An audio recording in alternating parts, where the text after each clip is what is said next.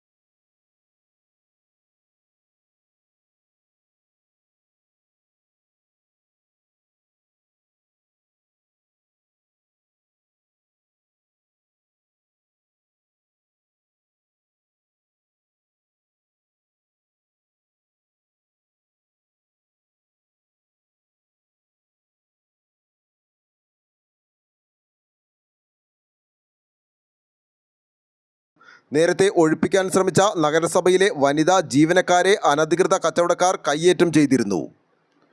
ചില നഗരസഭാംഗങ്ങളുടെ ഒത്താശയോടെയാണ് ദേശീയപാതയോരം കയ്യേറി അനധികൃതമായി കച്ചവടം നടത്തുന്ന ആക്ഷേപമുയർന്നിരുന്നു.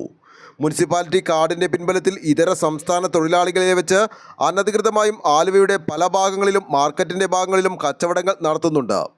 കടയുടമയ്ക്ക് മാത്രം കച്ചവടം ചെയ്യാവുന്ന കാർഡ് ഉപയോഗിച്ചിരുന്ന ഇതര സംസ്ഥാന തൊഴിലാളികളെ വെച്ച് ലോട്ടറി കച്ചവടം ഉൾപ്പെടെ ചെയ്യുന്ന വ്യാപാരികളുമുണ്ടെന്നും നാട്ടുകാർ പറഞ്ഞു.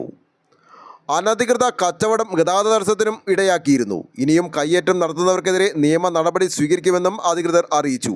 നിലവിലുള്ള ചില അംഗീകൃത കച്ചവടക്കാരും പാതയോരത്തേക്ക് കടന്നുകയറ്റം നടത്തിയിരുന്നു. ഇതും ഇന്ന് പൊളിപ്പിച്ചു. ആലുവ ലൈവ് ന്യൂസിന് വേണ്ടി സിദ്ദീഖ് കാരക്കാടിനൊപ്പം സനൂപ് കളമശ്ശേരി.